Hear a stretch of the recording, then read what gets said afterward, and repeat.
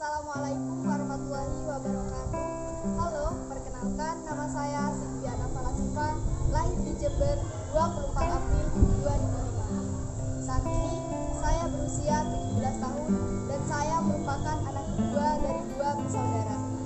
Saat ini saya bersekolah di SMA Negeri 2 Sukowono menduduki bangku terakhir, yaitu kelas 12 SMA. Saya juga aktif dalam kegiatan organisasi dan ekstrakurikuler.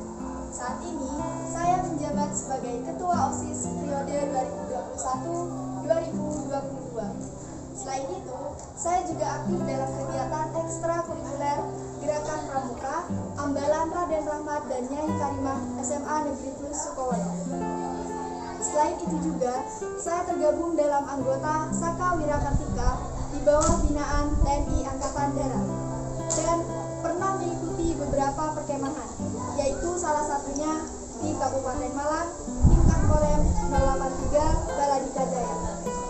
Bukan hanya itu saja, saya juga tergabung dalam anggota Paskibra dan pernah mengikuti latihan gabungan tingkat Kabupaten Jember.